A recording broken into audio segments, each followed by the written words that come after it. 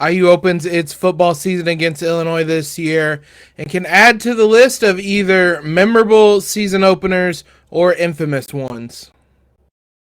You are Locked On Hoosiers, your daily podcast on the Indiana Hoosiers.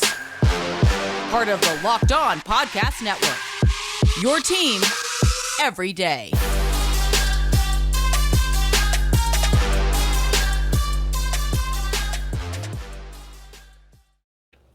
What is up, guys? It is Tuesday, August 2nd.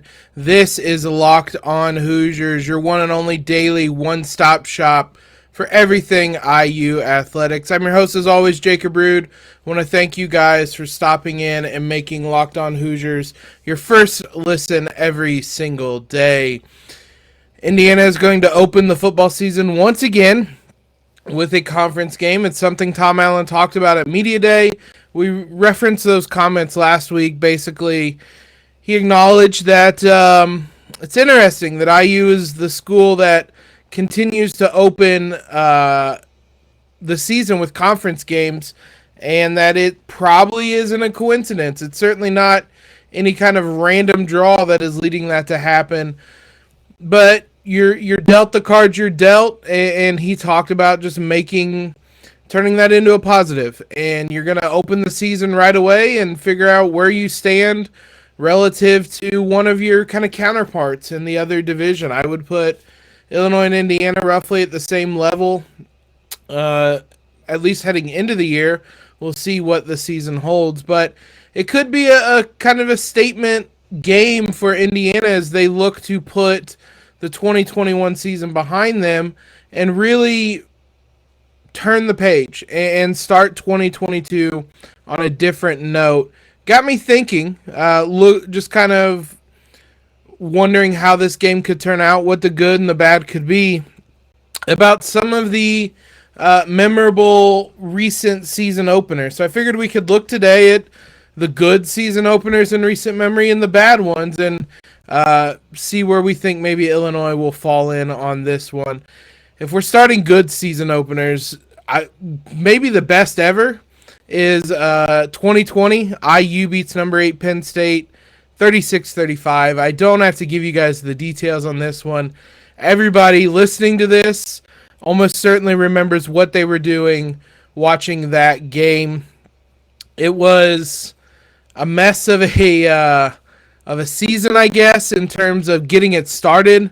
The Big Ten first saying there won't be a season, realizing all the money they may be losing and how they could actually pull it off and throw it together a little bit last minute, but leads to IU getting its biggest win in, I'm not sure what number you could put on that, 30, 40 years. I don't know. There may not be a big enough number to put on that because it was as memorable as any win that may happen in my lifetime. Hopefully not, but 36-35 in overtime. The Hoosiers come away with that one.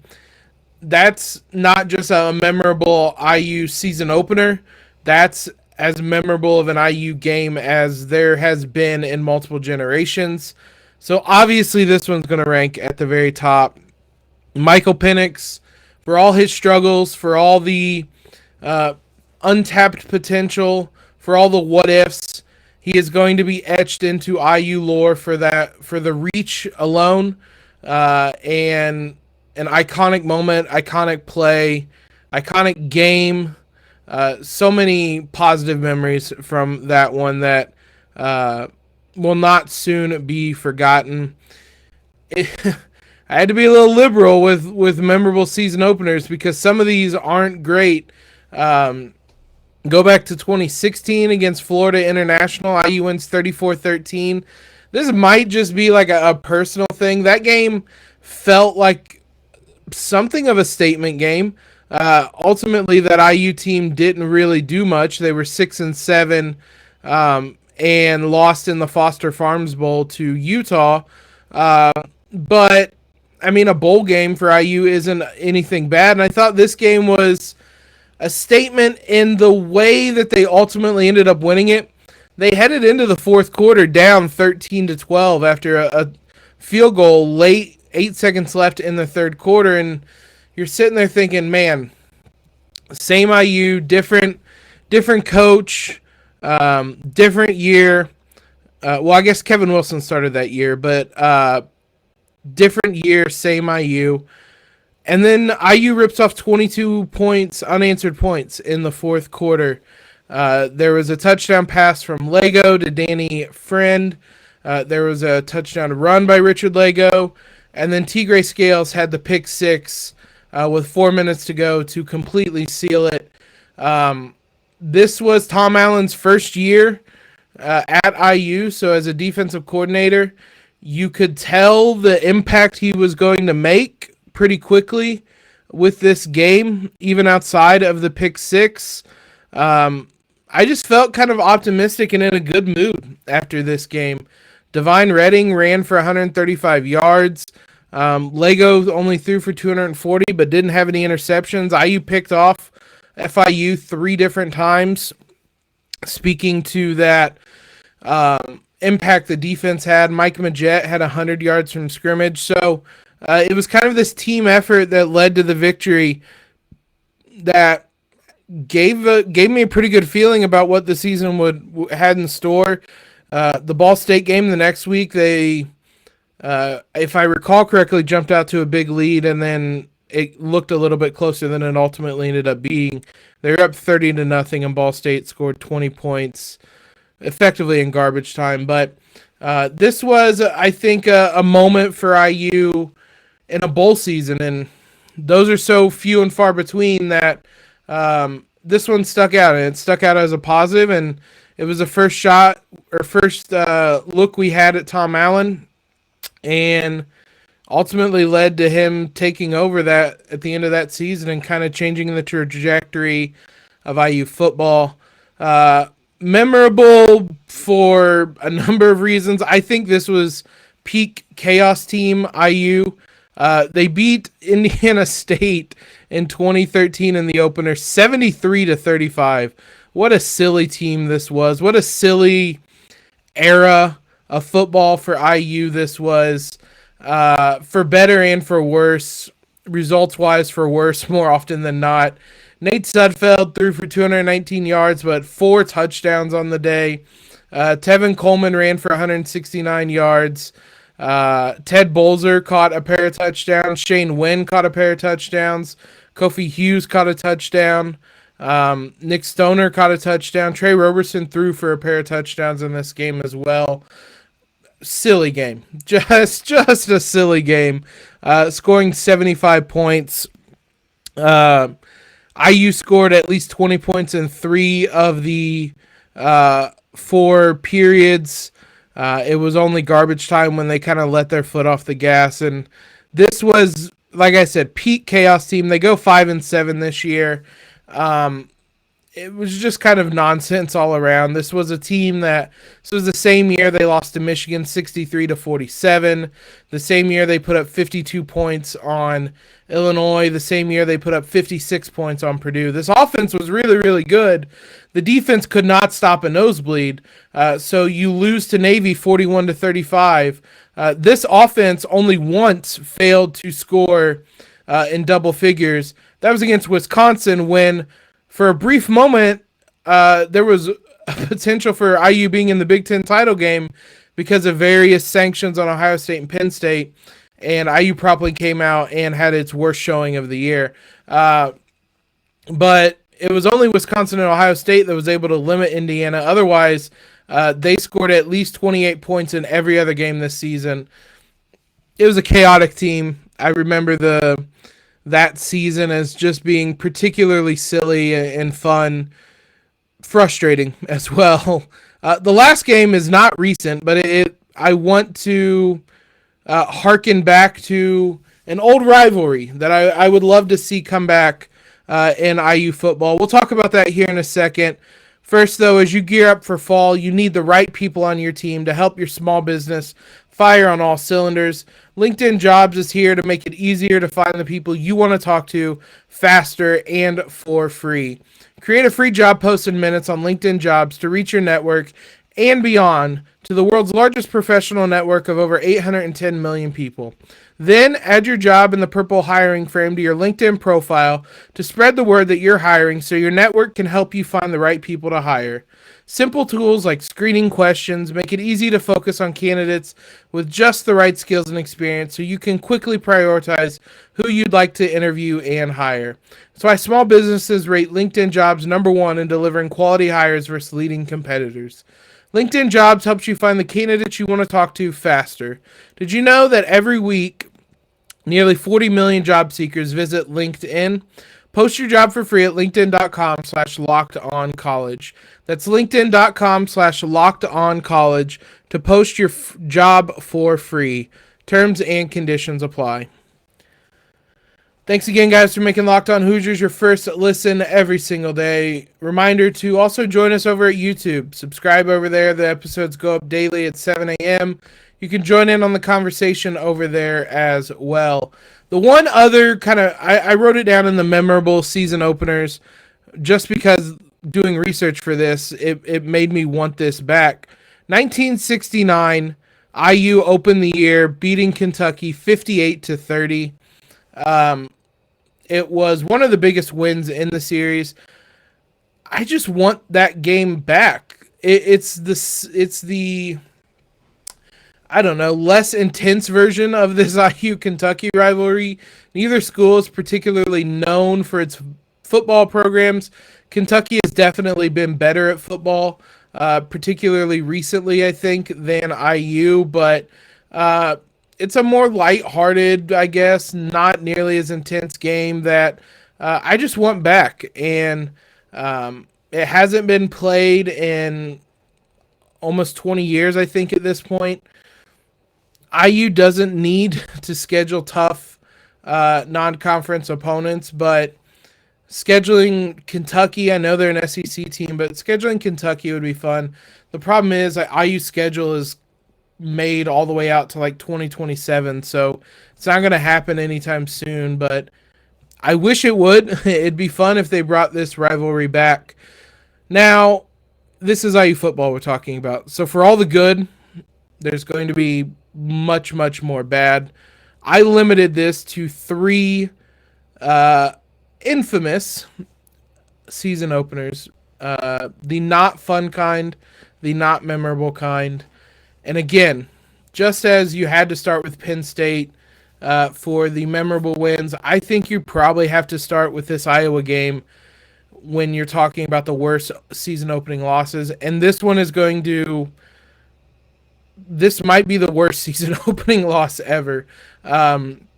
Considering the context of IU and the excitement we all had that IU was good, they were ranked, this could be a turning point for the program. They come in with so much excitement, so much hype and momentum, and then promptly give up a 56-yard touchdown run 90 seconds in, throw a pick six on the first possession of the game offensively.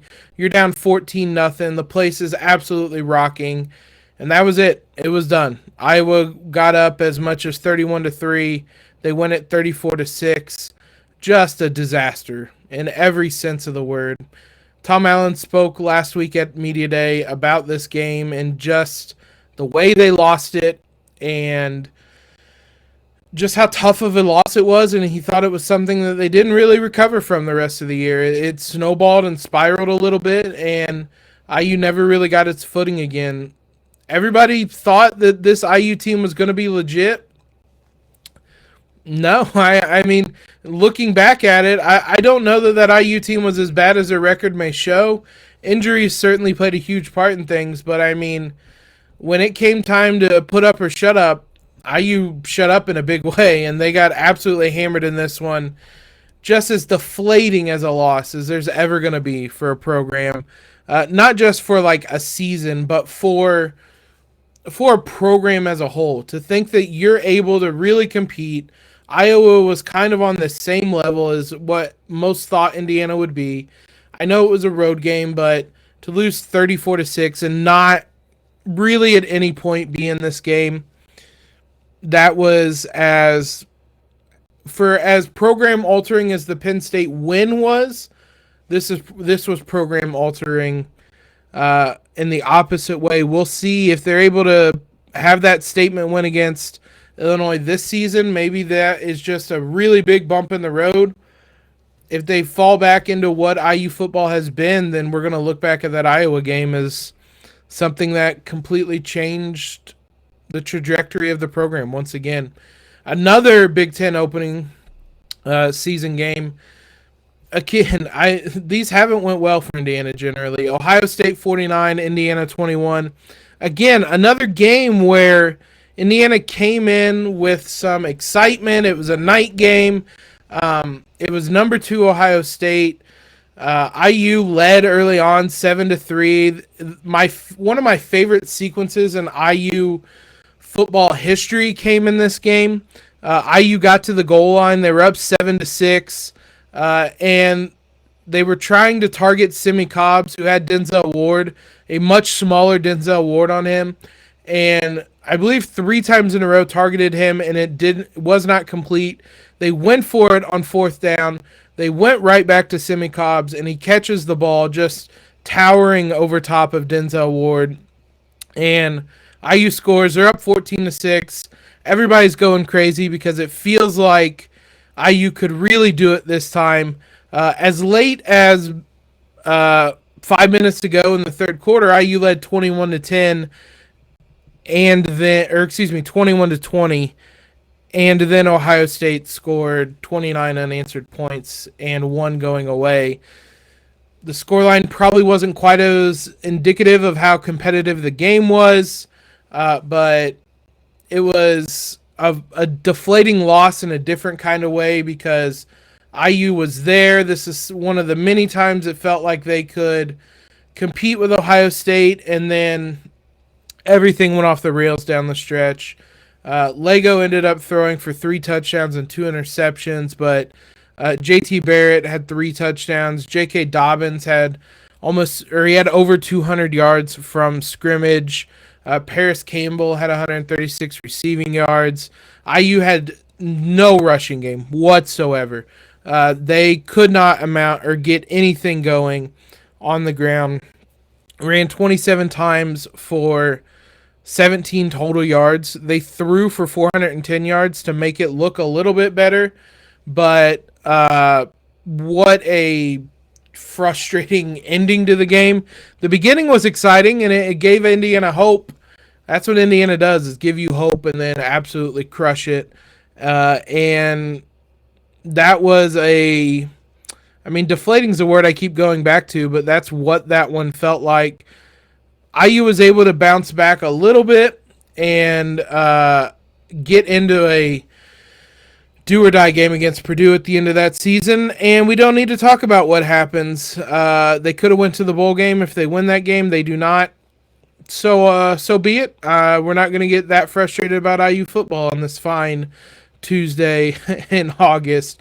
Last game to be frustrated by, 2011. Ball State 27, IU 20.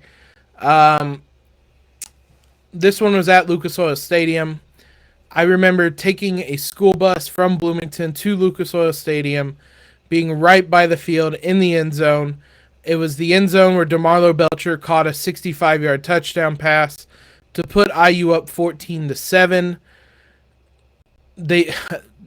Losing to Ball State is always particularly frustrating, because I use this Big Ten program that feels like on paper they should be the superior program to somebody like Ball State, your Indiana States, your kind of secondary programs, your mid, just your not Power 5 programs in the state. And IU has made a habit of losing to Ball State in recent years, and it's frustrating.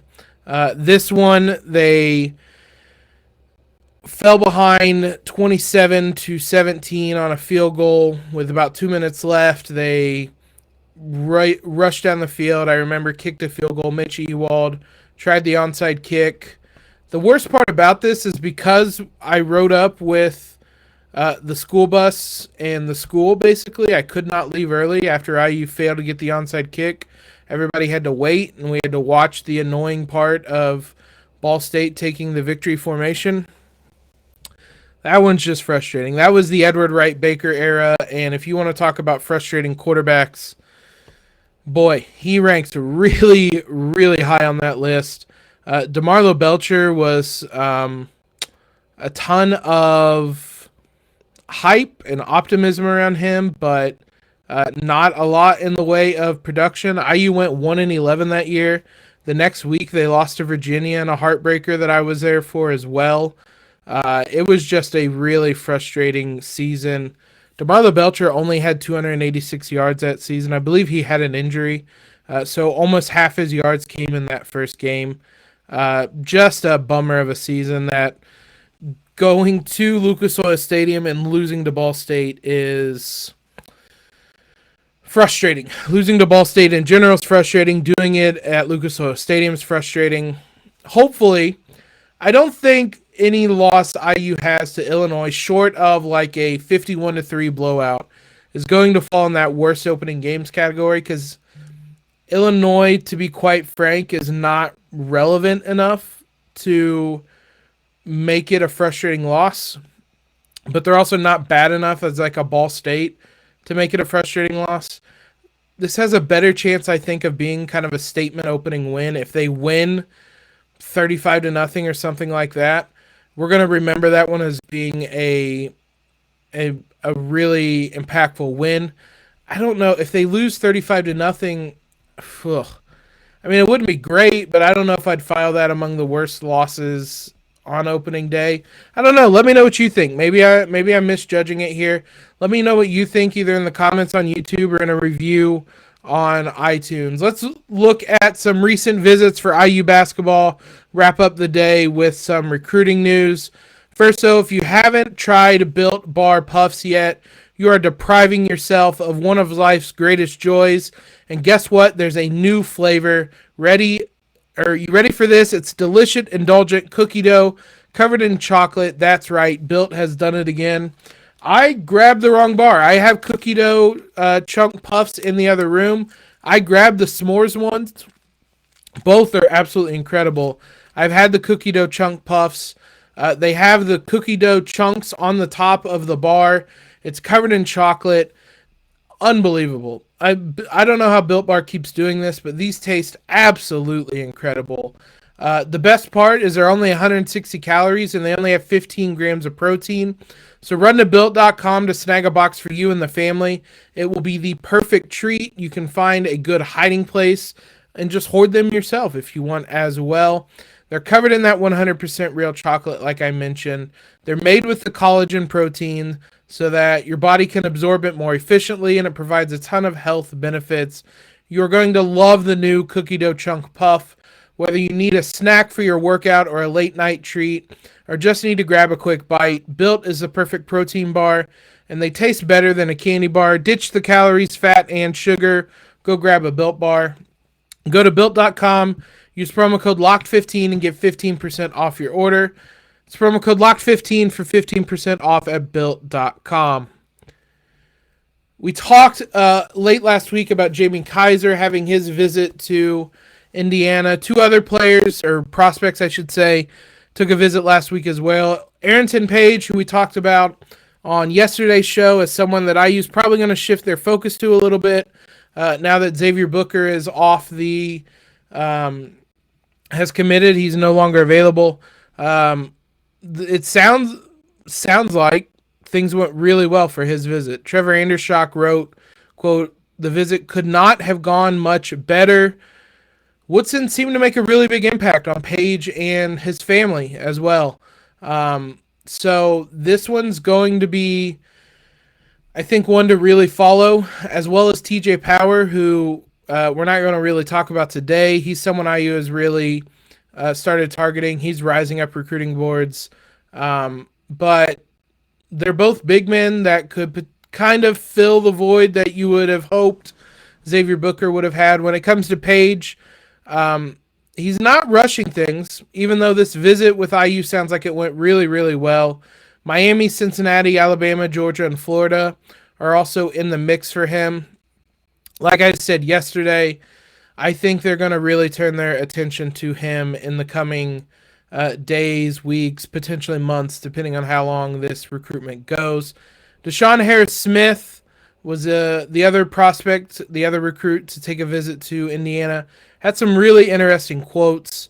Quote, Coach Kenya, he grew up at the same place as me. Him and my mom and dad all went to the same high school.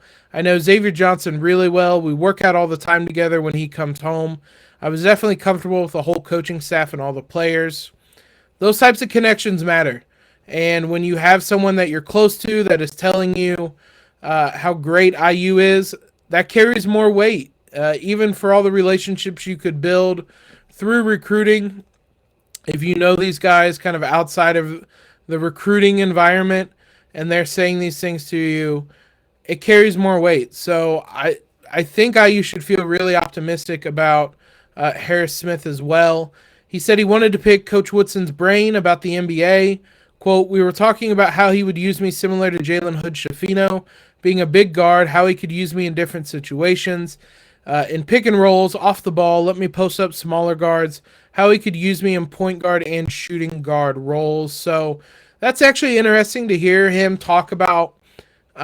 It's not something you hear a lot of kids talk about. You hear a lot of kids say, the coach told me how he's going to use me. You don't necessarily hear as much as the player asking how he'd be used and kind of having that type of discussion, which is intriguing, interesting, and appealing to me to have someone that kind of forward thinking and wanting to be a part of the offense and wanting to know how they're going to be a part of the offense. Right now with him, it seems like Indiana, Xavier, and Villanova are the front runners. Again, another one that IU should feel really optimistic on, both of these guys. We'll see how things unfold. Both have kind of said that they want to make decisions next month. Oh, well, I guess we're in August, so potentially within the next month.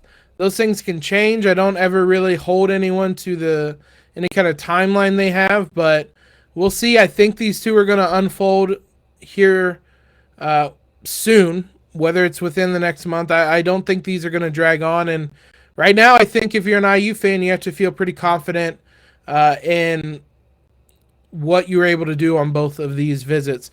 We're going to go fully in on these two recruits, on Jamie Kaiser, on Xavier Booker, on a number of guys on tomorrow's episode. We're going to have Recruiting Wednesday up tomorrow with Jason Jordan of Sports Illustrated. It's going to be a weekly segment we do. A weekly show we do, talking IU basketball recruiting. So be sure you guys are here tomorrow to talk and hear all that he has to say. So thanks again for making Locked On Hoosiers your first listen every day. Join us tomorrow for that discussion. Know what your team is up against across the Big Ten with Locked On Big Ten. Everyday host Nate Dickinson and the local experts of Locked On take you across the Big Ten in 30 minutes. Make Locked On Big Ten your second listen. Locked On Big Ten. Follow us on Twitter if you haven't already at LO_Hoosiers. Subscribe to the podcast. Leave a quick rating and review. Helps us out a ton. Most importantly, though, guys, have a terrific Tuesday. And LEO.